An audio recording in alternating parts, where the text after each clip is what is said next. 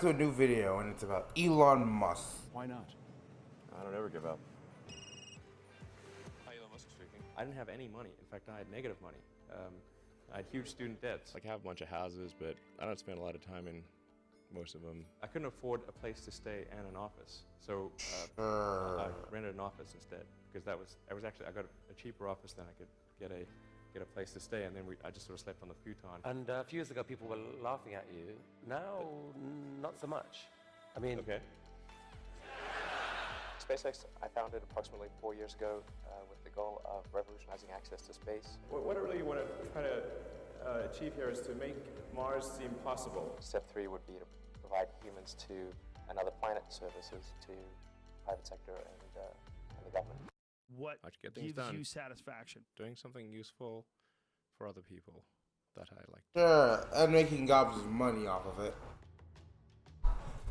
Is being a little bit weird, crazy, and eccentric a side effect of the successful, or is it the price of admission? It seems as though almost anybody who's excelled in a field has a touch of being a little bit out of the ordinary. Warren Buffett drinks at least 5 cans of Coke per day, Richard Branson drinks 20 cups of tea per day, while Jeff Bezos has spent $40 million engineering clocks that are expected to outlast human existence. It's almost Why? like the richer you That's are, the more weird. excusable your bizarre behavior is. And the individual we'll look at today isn't exempt from this rule.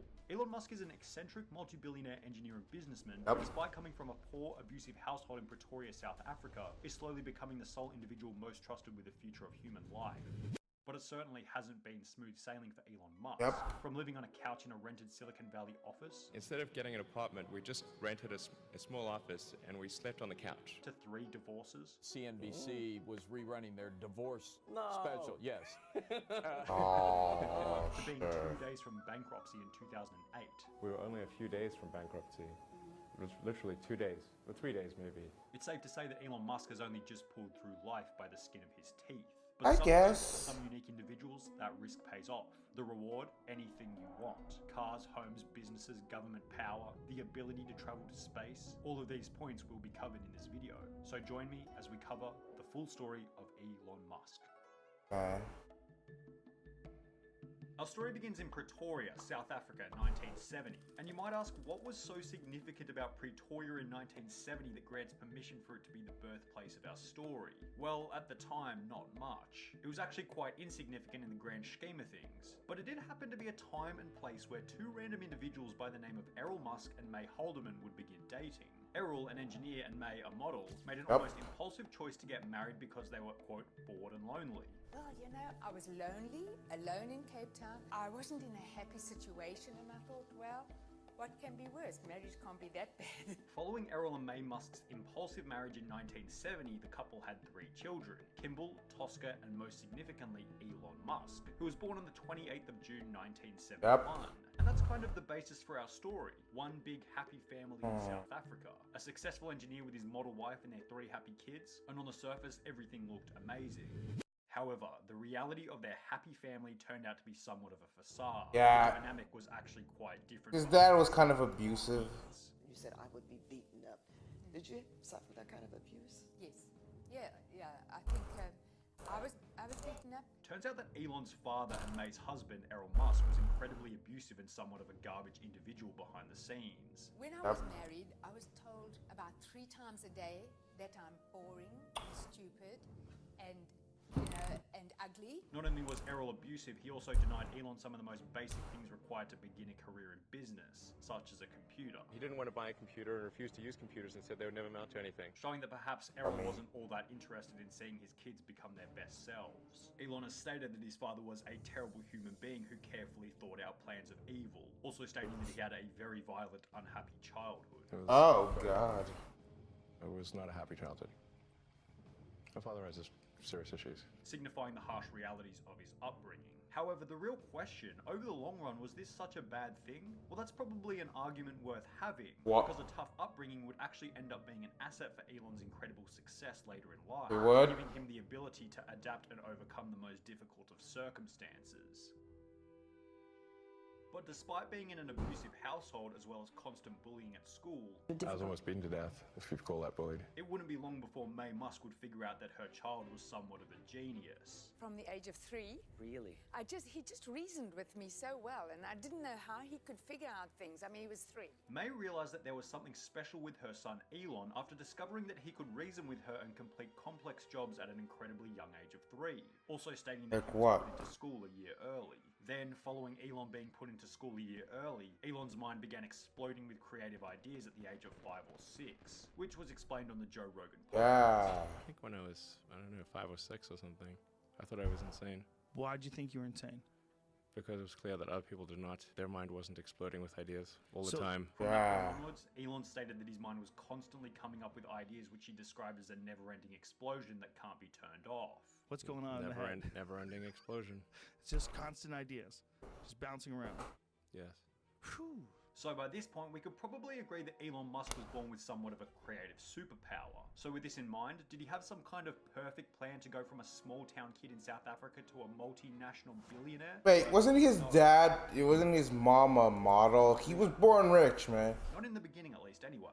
I mean, I should say that, you know, when I was a kid, I didn't really have any grand designs. I mean, the reason I started programming computers is because I like computer games. And I play lots of computer games. At the age of 10, Elon Musk simply began programming computers as he enjoyed computer games. There was really no extravagant planning at the start of his journey. A somewhat refreshing fact considering that there's always this feeling that these billionaires have it all figured out from the beginning. But here's where the difference occurred for Elon Musk. After beginning to program computers, he then figured out if he could write better software and sell it, then he could buy better computers. I learned that if I wrote software and sold it, then I could get more money and buy better computers. So it wasn't really, you know, with some grand vision or anything. After learning to code at the age of 10, Elon Musk realized that a magazine by the name of PC and Office Technology would buy different pieces of software to publish in their magazine. There was a computer magazine that you could sell software to, and then publish the software and then send you a check. After making this discovery, Elon decided to create his first piece of gaming software called Blaster, a game somewhat similar to the popular game Space Invaders. This game was then sold to the magazine for a price of $500. I taught myself how to program computers when I was a kid, and bought my first computer when I was 10 and sold my first commercial program when I was 12. Not exactly a bad start for any 12-year-old looking to pursue programming pathways. Yep. So it's safe to say that from the very beginning, Elon Musk was somewhat born to pursue difficult technical endeavors, with the overall goal, as cliche as it sounds, advancing humanity, which would really show its true colors as Elon Musk finished high school preparing for the next stage of his life. At the age of 17, Elon Musk moved from his hometown of Pretoria, South Africa to North America to attend Pennsylvania University, eventually graduating with dual bachelor degrees in economics and physics at the age of 26.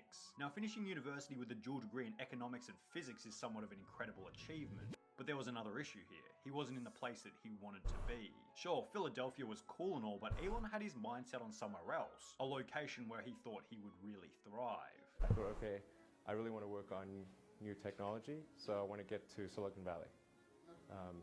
You know, which when I was growing up, Silicon Valley seemed like some sort of mythical place. Silicon Valley, the place where it was all happening. The holy promised land for any entrepreneur looking to take a deep dive into the world of tech. In 1995, Elon Musk made the move to Silicon Valley to begin working on energy storage technologies for electric cars. The reason I came out to Stanford was actually to work on energy storage technologies for electric cars. This is somewhat of an insignificant fact now, but will be extremely important for later parts of the video. After moving to Silicon Valley with a car, computer, and $2,000, Elon thought his best path would be traditional tech employment. But there was an issue with that, mainly owing to his location. Silicon Valley was full of thousands of tech guys, all of which competing for a small amount of jobs. At first, I tried to get a job at Netscape because that was the only internet company, and they didn't respond to me.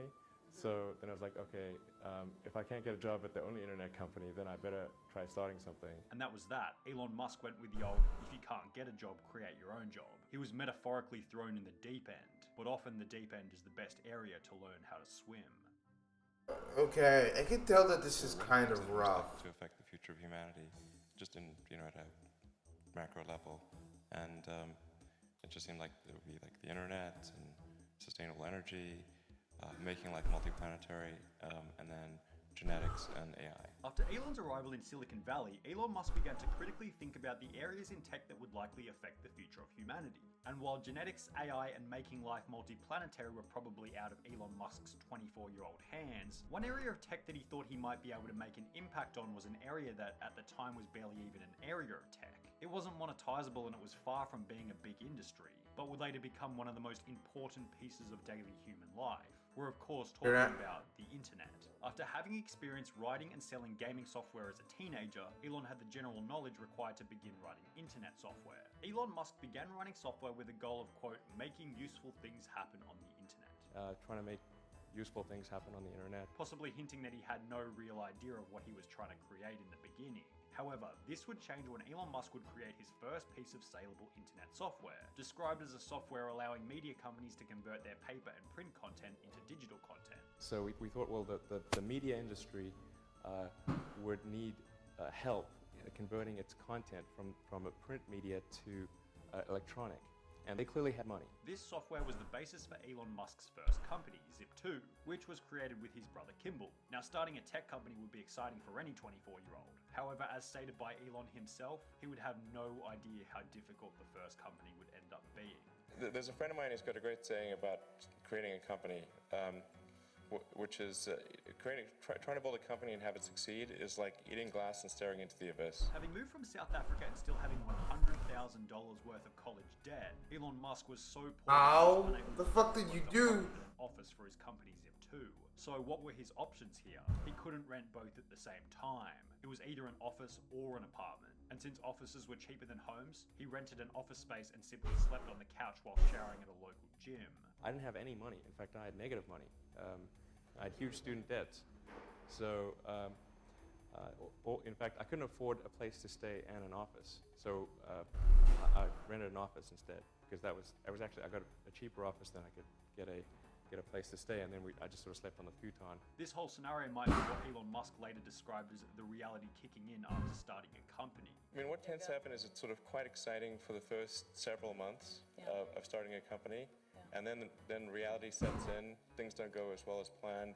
Customers aren't signing up. The technology or the product isn't working as well as you thought. So for anyone who thinks that Elon might have had somewhat of a head start or smooth sailing in the beginning, it seems as though the reality was almost the opposite. After starting his first company, Elon, alongside his brother, a friend of his mum's, and 3 salespeople paid on contingency, began to market the product to various news outlets, achieving small flashes of success here and there. We started getting some interest. I mean, half the time we'd be like, what's the internet? Even in Silicon Valley. But then occasionally somebody would bite and we'd get a little bit of money from them. The company then grew and struck deals with bigger clients such as the New York Times. As the income grew, so did the overall value of the company. And after 4 years of running the company, Elon and his brother Kimball would finally reach that golden point that most tech startups could only dream of in the beginning, the acquisition of the business from a bigger company. In February 1999, 3.5 years after the beginning of development, tech company Compaq acquired Zip2 for a price of $305 million. Of that $305 million, 22 million went to Elon and 15 million went to his brother Kimball. So what did this mean for the subject of our story? Well, Elon had gone from a broke dude living on a couch in his company office to a multi-millionaire overnight. And Elon's new status of multi-millionaire meant spending a portion of the money on selling new toys. Hi, Elon Musk speaking. Oh, cool. In the morning, and Elon Musk Young Elon Musk is kind of cursed. paying his dues in the valley. I expect to receive a car that I've just bought, which is called the McLaren F1. It's $1 million for a car. It's decadent. Approximately 8 months after receiving $22 million for the sale of Zip2, Elon Musk made his first television appearance in a CNN segment talking about the lavish life of millionaires in Silicon Valley. Now, this was the first time that the world got an opportunity to see the younger, slightly cockier Elon Musk, displaying his new $1 million McLaren F1 as well as explaining how he made his millions at such a young age. Back in '95, there weren't very many people on the internet, and certainly nobody was making any money at all. Most people thought the internet was going to be a fad. Now, as a side note, about 1 year after showing his McLaren on the CNN segment, Elon actually crashed it on the way to a meeting after fellow billionaire Peter Thiel asked Elon, what can this car do? I didn't really know how to drive the McLaren. Really? And, Peter says, so what can this do? And then I'm probably #1 on the list of famous last words, I said, "Watch this." Elon, being the insane businessman that he is, then hilariously hitchhiked from the $1 million crash site to his meeting, ensuring that no investor relations were soured following a late arrival. Once the car was taken care of, then I hitched a ride too. And we continued the meeting. But all is well that ends well, because in 2007 the car was repaired and on-sold at a profit. Unsurprising considering the car would be worth around $20 million today. But we're getting a bit ahead of ourselves by talking about Elon's car crash in 2000. Let's cast our mind back to the 1999 documentary once again and we'll go from there. Now there were two other things in this CNN segment that were extremely iconic and worth documenting when talking about Elon's long-term story. Firstly, it was mainly a display of how far Elon Musk had come in only 3 short years. Just 3 years ago, I was showering at the Y and sleeping on the office floor. And now, obviously I've got a $1 million car and quite a few creature comforts. But perhaps the most important and overly significant section was Elon stating that rather than buying materialistic items such as his $1 million car, he was more interested in building and creating a new company. Then why'd you buy a car? Turn it into my personal fiefdom. I'm much more interested in trying to build and create a new company. A new company that perhaps unbeknownst to Elon would be just around the corner. So this is an ATM. What we're going to do is transform the traditional PayPal. banking industry. To transform the traditional banking industry, Elon's new goal. Somewhat of an ambitious goal considering the size of the banking industry, but after selling Zip2 for $300 million, I'd say that his confidence was running sky high and he was ready for a new challenge. After selling Zip2, I wanted to do something more on the internet, and it seemed to me that there hadn't been all that much innovation in the financial sector. In March 1999, only 1 month after selling Zip2, Elon Musk founded X.com, using 10 million of the 22 million received from the sale of his previous company. This website, X.com, was a website that would later become known as the now incredibly popular PayPal. But in the beginning, it was simply an unknown website called X.com, accompanied by a bunch of funding and a dream. The basic goal of X.com was for customers to be able to email money to each other rather than having to deal with everything in cash. And then we had a little feature, which took us about a day. That was the ability to email money from one customer to another. A feature that was relatively unknown at the time. But perhaps the moral or most significant element of Elon's second company was highlighting the fact that the second business is always easier than the first. Elon had acquired an array of business experience following Zip2, sailing the second. Plastic surgery really does help. Money, so no more sleeping on the office couch. He knew how to lead a team of employees, so there was less time wasted on time and wages. But perhaps most significantly, Elon had figured out a new method of growing PayPal faster than he would have ever thought possible. One customer would essentially act as a salesperson for you for bringing in other customers. The general setup of PayPal meant that when a user would send money to their friend, that friend would have to sign up for PayPal and automatically be recruited into the system. So what did this mean? It meant that the more people using PayPal, the faster it would grow. An excellent exponential growth strategy. And it's safe to say that this strategy caused PayPal to absolutely explode. We launched after year 1, and by the end of year 2, we had 1 million customers. He really is crazy. So really is crazy. It gives you a sense for how fast things grow in this. But like all things in life, it wasn't all sunshine and rainbows. As in October 2000, just 1.5 years after creating the company, Elon Musk was fired as CEO from PayPal, his own company. He went on an investment. It's complicated. And when he got back, He didn't really found the company. He was kind of kicked out. Yeah, so... Elon explained that despite marrying his first wife Justine 10 months previously in January 2000, he still hadn't gone on a honeymoon. So he decided to leave Silicon Valley and go away for 2 weeks. Gotten married earlier that year and not had any vacation or honeymoon or anything, so it was kind of a combined financing trip / honeymoon. Yeah. The problem with this was at a time when PayPal had multiple major problems underway, causing many key individuals high levels of stress. While Elon was on his holiday, he returned to find that his position as CEO had been replaced by another key individual in the company.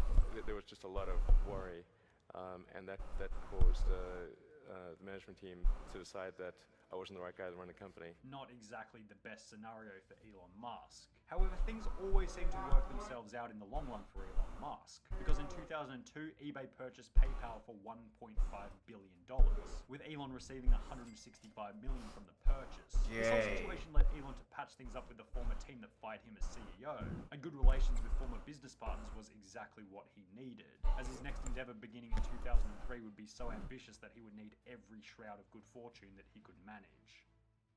I think global warming is a very serious issue, and it's something that we have to address, and the only way to address that is to come up with a car that doesn't add carbon emissions to the environment, and I think the way to do that is with electric vehicles.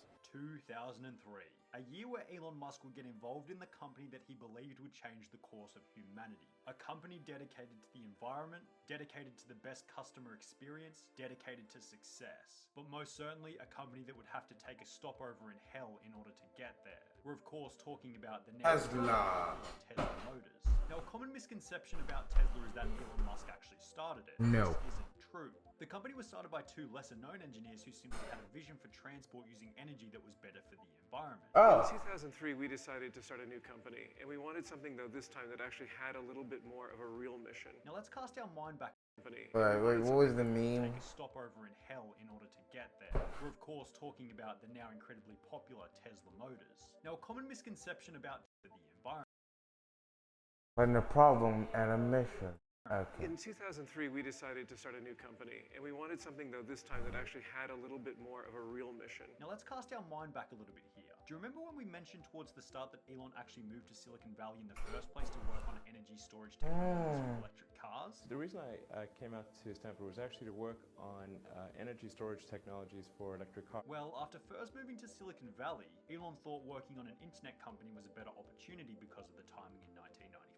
I thought, well, I can either work on electric vehicle technology and do my PhD at Stanford and watch the internet get built, or I could put my studies on hold and try to be part of the internet. But by 2003, the internet was significantly more mainstream, and perhaps Elon wanted to come back to his dream of building electric cars. If the big car companies are not going to create electric cars by themselves, then it's necessary to create a startup to do electric cars. For this reason, Elon decided to provide Tesla with $6.5 million worth of funding in February 2004, approximately 8 months after the company was created, ultimately resulting in Elon Musk being appointed as the chairman of the company. Between 2004 and 2008, Elon Musk and the team at Tesla relentlessly worked on producing their first car, the Tesla Roadster, which was unveiled in 2006, 2 years after Elon Musk began involvement in the company. Hello everyone, this is Sebastian Blanco. I'm here for Autoblog Green and Netscape.com. We're at the unveiling of the Tesla Roadster. The car was then released to the market in 2008, incredibly exciting for the company. However, Elon Musk would have never been able to predict how difficult of a year 2008 would end up being for him. 2008 is not a good time to be a car company, especially a startup car company, and especially an electric car company. That was like stupidity squared. The global financial crisis, an economic downturn that would end up challenging even the most sophisticated in the business world. And economic downturns generally challenge car companies more than any other company, as when people don't have much money, buying a $100,000 electric car isn't usually at the top of a financial budget. For this reason, just before Christmas of 2008, Tesla was about 2 or 3 days away from bankruptcy. In fact, at the end of 2008, we were only a few days from bankruptcy. Literally 2 days, or 3 days maybe. Tesla, alongside another company created by Elon called SpaceX, which will be discussed later, were both given a success probability of about 10% each. I gave basically both SpaceX and Tesla from the beginning a probability of less than 10% of likely to succeed. With Elon Musk saying that he wouldn't even let his friends invest in the company as he didn't want to lose their money. Then, on top of all this, 2008 would be the same year when Elon Musk's first marriage would come to an end. Justine Musk, Elon Musk's first wife, explained that she felt as though she had become nothing besides a trophy wife, also claiming that Elon would constantly put her down for not doing as well as he did, possibly a problem stemming from their equal social status in university but huge differentiation 10 years later. Following the divorce with Justine, Elon Musk then proposed to British actor Tallulah Riley after dating for only 10 days. Elon proposed really quickly. What? The idea of being swept off your feet is appealing, and 10 days! said yes to anyone that seemed half sensible if they proposed after 10 days, just because it's kind of an interesting thing to do. However, by 2013, this relationship had also resulted in divorce. But things weren't all that bad. On the relationship front, Elon What did you expect? had serious problems, but by 2013, the business side of things was absolutely booming. With the global financial crisis somewhat of a distant memory and Tesla stock increasing by 450% between the start and end of 2013, things were looking up. So much so that the struggles of Tesla were put on the back burner while one of Elon's more ambitious goals began to become more of a priority. What I really want to try to achieve here is to make Mars seem possible, make it seem as though it's something that we can do in our lifetimes. In September 2016, Elon Musk announced that getting humans to Mars was officially one of his main goals. Well, in the case of SpaceX, I just kept wondering why we were not making progress towards sending people to Mars. Remember we previously mentioned that Elon had a company by the name of SpaceX? Well, SpaceX was founded in 2002 after Elon realized how expensive it was to purchase space travel rockets in an open market, saying that he could make them for about 3% of the price. The fundamental issue is actually the cost of access to space. Rockets were super expensive, and the cost per pound or kilogram to orbit had actually gone up over the years, not down. The goal of the company was to make cheap rockets and sell them to both private purchasers as well as the government. Now, while the business side of the company was kind of cool, the ultimate goal for Elon ever since 2001 was way cooler, colonizing Mars. Okay, that's not gonna happen. 2024. After landing humans on Mars in 2024, Elon's next goal is to cut the cost of a Mars trip to the same price as the average US house price, around $200,000, hopefully enticing people to move to Mars permanently. Which is around 200. Not gonna happen. I don't buy it. Then I think the probability of establishing a self-sustaining civilization is very high. Elon has since passively hinted that getting people to Mars is currently his #1 priority, ultimately displaying his commitment to making life multi-planetary. Does it really make sense for me to spend time designing and building a house, or should I be allocating that time to getting us to Mars? I should probably do the latter. So, you know, like what's more important, Mars or a house? I like Mars.